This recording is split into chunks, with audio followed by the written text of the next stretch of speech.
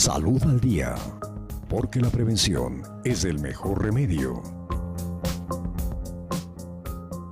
Un saludo y un abrazo cordial a quienes continúan con la sintonía de los medios de comunicación de la Universidad Técnica del Norte, radio universitaria en la 101.1 y televisión universitaria. Todos los seres humanos, hombres y mujeres, seres vivos, somos seres sexuados. Nacemos con sexualidad, vivimos con sexualidad y morimos con sexualidad. Sin embargo, esta concepción no ha sido siempre en el transcurso de la historia, pues los griegos, los romanos, pensaban que eran las personas con discapacidad, con determinadas limitaciones, consideraban seres del mal, a tal punto que se iban a un risco, a un monte de Esparta y los lanzaban de ahí. Después, en la Edad Media, se consideró que era una normalidad, era un defecto. En la época del Renacimiento vino la época de la caridad, tenerles piedad. La época de la industria, del progreso de la ciencia y la tecnología, pues consideraron que era un problema y que hay que rehabilitarlos. Pero a este grupo, que a nivel mundial se considera el 12 al 15%, hay que considerarlo como personas normales. Y sobre este tema, abordándolo desde la visión de la sexualidad, vamos a hablar la discapacidad, las personas con discapacidad y su sexualidad, desde el punto de vista de los derechos, con la doctora Eugenia Orbes, especialista en sexualidad. Eugenia, buenos días. Buenos días, siempre es un gusto compartir este espacio. Hablar de la sexualidad de las personas con discapacidad es hablar de los derechos en general de las personas con discapacidad. A través de la historia, como tú has hecho un resumen, las personas con discapacidad no tenían derechos a integrarse a la vida social. Si es así, también eso incluía como parte de su ser humano, de su personalidad, no tener derecho a las expresiones de la sexualidad. Por lo tanto, los derechos sexuales y reproductivos a lo largo de la historia y también al momento aún son considerados que no es posible, que no son objetos, hombres y mujeres con discapacidades, a tener una vida sexual placentera, sensitiva, sensible, es decir, a una vida sexual afectiva en las mismas condiciones, diría yo, que el resto de la población. Es un error garrafal considerar a personas con una discapacidad que puede ser congénita, adquirida, o que por vejez se llega a determinada discapacidad, se considere asexuado. Ese es un error que hay que irlo poco a poco eliminando de nosotros. Es así que si nosotros analizamos la diversidad de discapacidades que hay desde el punto de vista motriz, intelectuales, físicas en general, podemos entender que sí va a haber diferencias, pero lo que sí es universal en toda persona con discapacidad es que tiene completamente normal, diría yo, toda la posibilidad de deseo sexual, de fantasías sexuales, de expresar afectividad y de poder expresar incluido la parte placentera desde su sexualidad. Que va a haber diferencias, es así. Por lo tanto, debemos entender que estas personas, tanto desde la familia y la sociedad en general, tienen que ser sujetas de educación sexual. Y ahí está la diferencia. Y ahí es cuando nosotros debemos establecer y considerar que a lo mejor las personas en determinadas circunstancias con discapacidad tienen que tener un abordaje de la educación sexual distinta, pero no es negarles la posibilidad de tener educación sexual. Se hará énfasis dependiendo, hablemos si es una discapacidad de tipo motriz. Sabemos que a nivel cerebral están el control de la motricidad, y también de la parte del cerebro, ¿no es cierto? Pero eso no significa que la parte placentera y la parte afectiva de la sexualidad esté afectada. Esa está íntegra. El problema ahí vamos a tener a lo mejor con la comunicación, con la autoestima que la persona ha desarrollado precisamente en un ambiente adverso, diría yo, que empezamos en la familia con discriminación o tal vez con una postura de asistencialismo o de pena o de ser objetos a lo mejor de ejemplo como algo especial. No, tiene que medirse, ¿no? Tiene que diagnosticarse en dónde están las dificultades para precisamente en esos ámbitos hacer refuerzos para que esta persona desde luego esté integrada totalmente. Y sabemos que personas con discapacidad según el grado, especialmente intelectuales y motrices, pueden ser objetos o pueden ser vulnerables de abuso sexual. Ahí debemos trabajar individualmente, en la familia y con todo el equipo, si es que está en una institución educativa o con el equipo a nivel de salud. Recordando que apenas en los años 70 se empezó a reivindicar estos derechos. Está claro lo que acabas de decir. Resumiendo, todas las personas son, mientras sean personas, son sexuales y tienen derecho a vivirla y a expresar esa sexualidad. Pero claro, hay que hacer una pequeña explicación que, de tu especialidad, de tu punto de vista, que la sexualidad no esté en los genitales. Porque la sexualidad no es genitalidad. Esa es la tendencia, eso es lo que está más generalizado. Cuando nosotros hablamos sexualidad humana, nos centramos en sexualidad genital. Y ahí sí, en algún tipo de discapacidades vamos a tener dificultades, pero no en todas. Tal vez no tengamos tan íntegro, ¿no?, esa conexión cerebral hacia los genitales, posiblemente. Haya dificultades, por ejemplo, en paraplegias, en cuadriplegias, o hablemos de la parálisis cerebral. Sí, vamos a tener a lo mejor problemas, pero son superables. Cuando entendemos que la sexualidad no el fin es la genitalidad, ¿no? Cuando entendemos eso, porque pueden haber muchísimas expresiones más, tanto individuales como sociales. Y lo otro también es primerito quitarnos esos lentes que tenemos a veces muy gruesos en cuanto a la cultura, en donde manejamos mitos respecto a las personas con discapacidad y puntualmente a la sexualidad.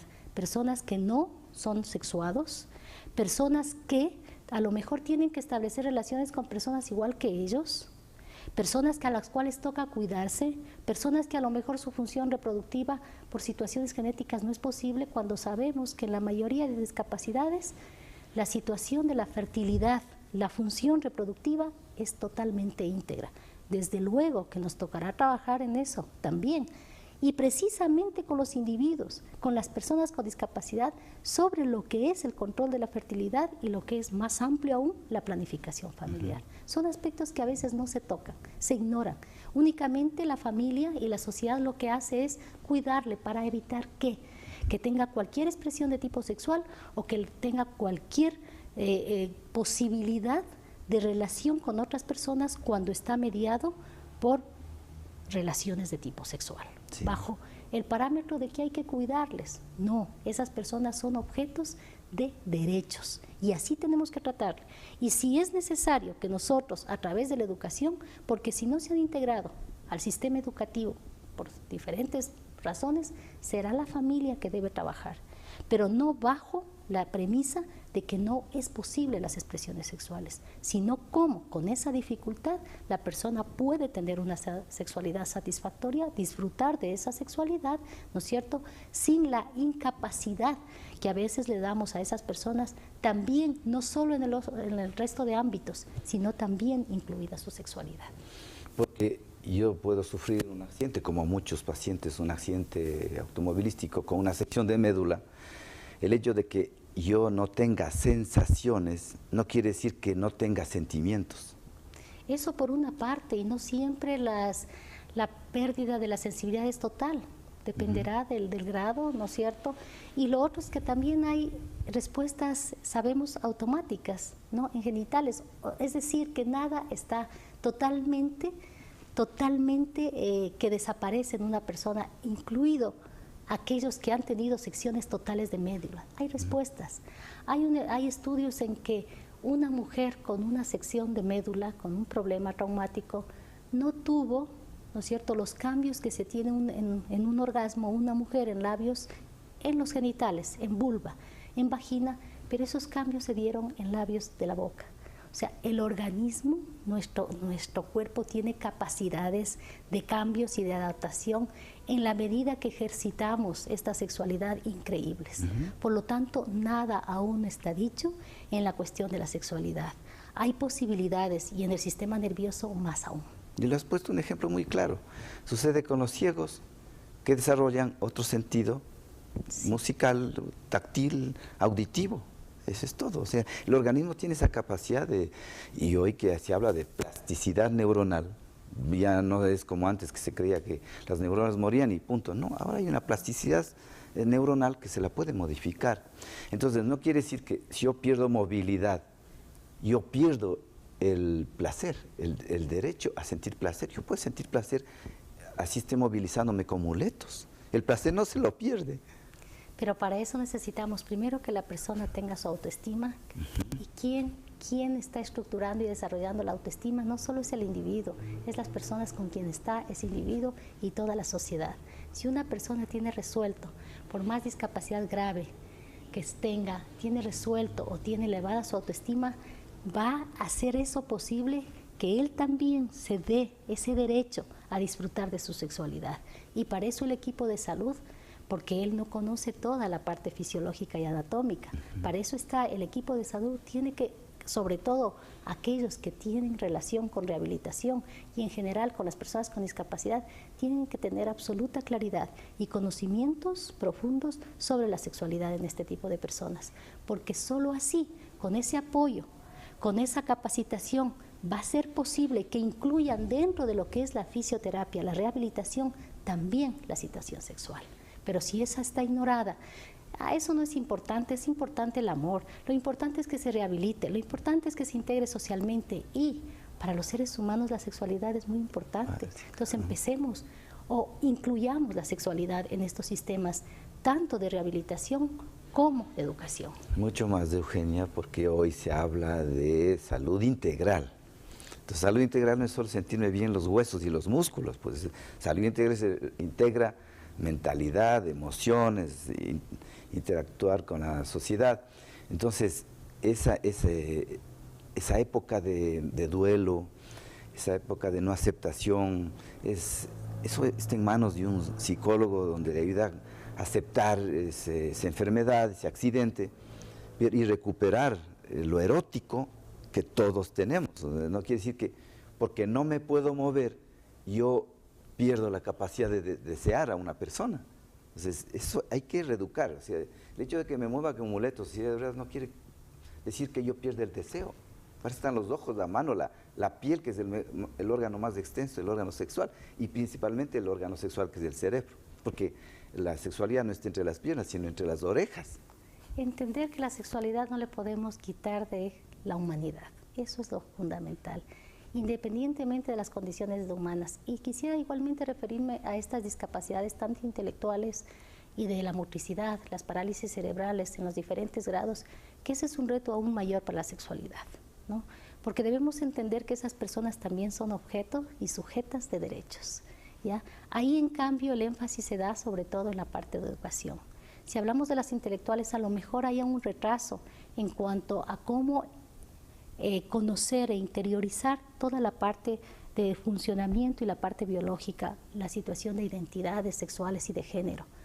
Pero ahí está el reto de la educación y empezamos con la familia. Esos procesos siempre se van a retrasar, estamos seguros que sí se van a retrasar, pero no significa que no es posible que esa mujer o ese hombre con una parálisis cerebral y aquellas discapacidades intelectuales no sean posibles que logren su identidad sexual. Es decir, tenemos que hacer todo lo que hacemos con las personas, entre comillas, normales, igualmente en este tipo de discapacidades. Eso es una exigencia porque igual, al menos aquellas personas que van a integrarse a sistemas educativos tienen que estar afianzados porque posiblemente ahí se vuelven más vulnerables a lo mejor el desprecio, la burla o el abuso sexual por parte de adultos, ¿no es cierto? Entonces es cuando debemos más trabajar y esto es un reto para los educadores. ¿Cómo hacerlo? Hay metodología. Lo importante es que incluyamos dentro de todos los programas la educación sexual y va en medio de que nosotros queremos que se integren a la, entre comillas, esta palabra a veces no me gusta, la normalidad, porque no se trata de ser normales o no, pero a los que se creen a lo mejor totalmente normales, que se integren, pero respetando esas individualidades, esas velocidades de interiorizar el conocimiento, incluida su sexualidad, para que en un futuro esos adolescentes puedan igualmente disfrutar de una sexualidad, porque tienen derecho. La ONU ya lo dijo. desde el año 1993 ya estableció, pero desgraciadamente los estados, tal vez por limitaciones en cuanto a comprender y también a veces por situaciones de concepción, que seguimos manejando aquellos mitos que nos hacen realmente daño y no los superamos, no incluimos la educación sexual dentro de estos grupos, que es importantísimo, porque nos evitaríamos una serie de dificultades y sobre todo posibilitaríamos, cuando una persona tiene resuelto la parte sexual, también eso contribuye a resolver las otras dimensiones individuales y sociales, como es su autoestima, como es el integrarse a la sociedad, lo hace. Igual que el resto de personas, lo hace de mejor manera, con mucha mayor responsabilidad en todos los ámbitos de su sexualidad y su vida. Y también va a ser posible que estas personas puedan hacer un control adecuado de su función reproductiva, que siempre está íntegra y es posible.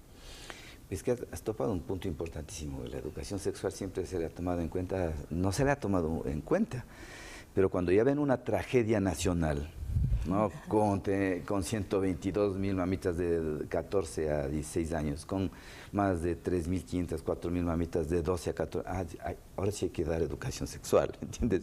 Igual acá en las personas con discapacidad, y tú has topado un punto importantísimo, porque hay personas Down o con parálisis cerebral cuyos padres tienen que recibir educación sexual para que ellos prevengan el abuso sexual de las personas más cercanas, porque ellos son muy sensibles a una sonrisa, a la caricia, ¿comprendes? A un regalo de un caramelo.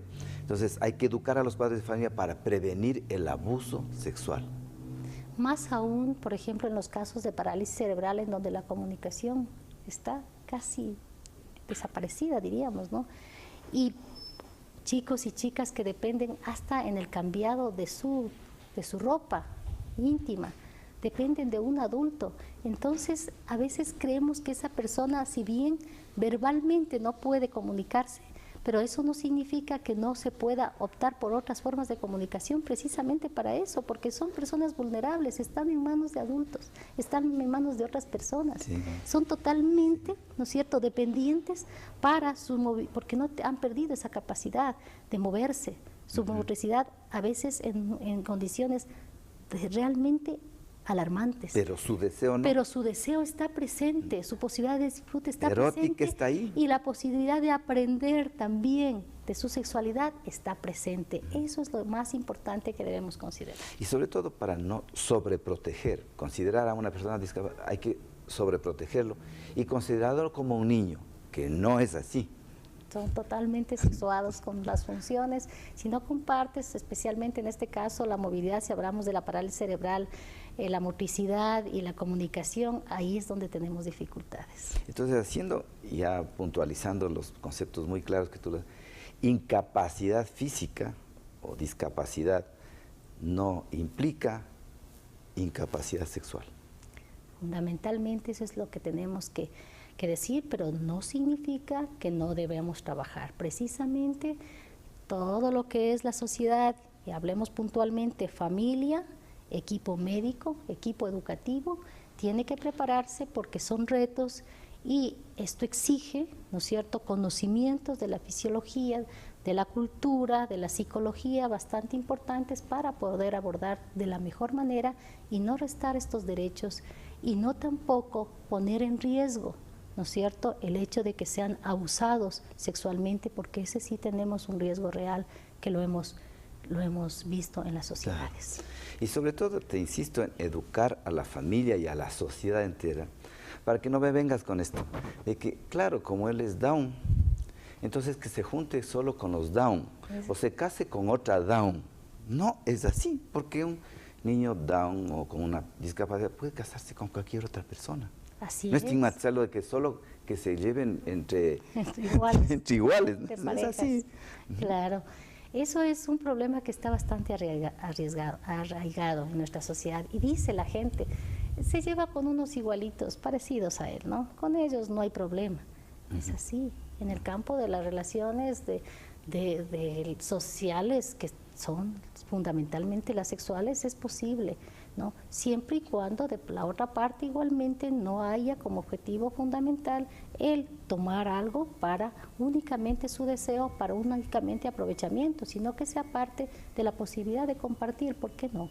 Si hay personas con ideas, con a lo mejor expectativas distintas a otras que piensan que estas personas no son parte de la sociedad, y si las toman como parte en las mismas condiciones, en el mismo valor, son valoradas, ¿por qué no es posible eso? Totalmente es posible. Como te decía, hay que educar a padres de familia y a la sociedad entera, porque si le ven a una chica guapa con un discapacitado, ¿no?, al cual ella tiene derecho a enamorarse, y él también, ¿qué dice la sociedad? Este ya no le hace caso a nadie y por eso está con ese discapacitado. ¿Me comprendes? O sea, es tanto para él discapacitado como para en el otro caso, también, donde la sociedad, oye, yo no sé cuándo se logrará que esos principios gestálticos básicos de no juzgar, no criticar, no aconsejar, no se den, porque para una crítica somos una gilet, una cuchilla. Entonces, hay personas nobles y normales que se enamoran de una persona de otro color, de otra etnia, de un discapacitado, y enseguida pues, que no le hace caso a nadie, por estar con ella.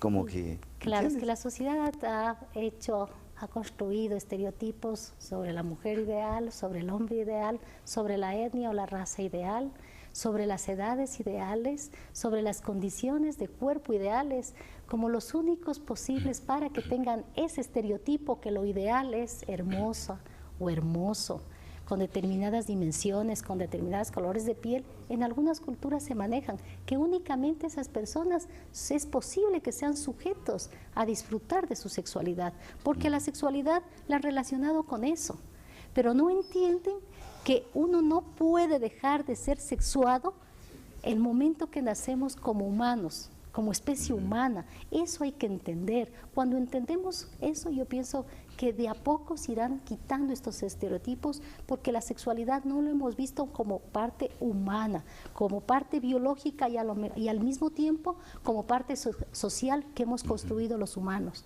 No la vemos aún, lo vemos como algo separado, ¿no? Como algo que es posible y no es posible. No, la sexualidad es parte de nosotros. No importa las condiciones en las que estamos o las condiciones sociales en las que nos encontramos. Todos, absolutamente todos somos sexuales. El momento que entendamos eso, yo pienso que ojalá vayamos cambiando, pero a veces no prima el conocimiento, desgraciadamente. Más prima el juicio, la opinión, porque no nos hemos detenido como humanos a interiorizar un poquito, a analizar esto de la sexualidad. Lo vemos muy superficialmente, únicamente lo que la canción nos dice respecto a la sexualidad, lo que a lo mejor la telenovela me dice o las prohibiciones que en la familia tuve. Entonces resolvemos la sexualidad al casarnos, al tener hijos, al tener enamorado, pero la sexualidad es mucho más que eso. Hay tantas expresiones y es parte de la cual no nos podemos deshacer nadie. Cuando entendamos eso, yo pienso que ahí vamos a ser seres humanos más sensibles, más sociales, ¿no es cierto? Y podamos entender que absolutamente todo el mundo que habita en este planeta somos sexuales, desde que nacemos o antes de eso, hasta cuando nos morimos. Ha sido la doctora Eugenia Orves, justamente relacionando el tema del 3 de diciembre, del Día de la Discapacidad, de recordar y aceptar e integrarlos y aceptarlos como personas normales, las personas que tienen discapacidad, personas con discapacidad. Y la sexualidad no es separada ni está considerada parte de la formación integral de las personas. Sexualidad no es genitalidad. Gracias, Eugenia. Este programa se reprisa a las 14 horas, 2 de la tarde. Le esperamos en nuestro programa Salud al Día. Gracias por hoy.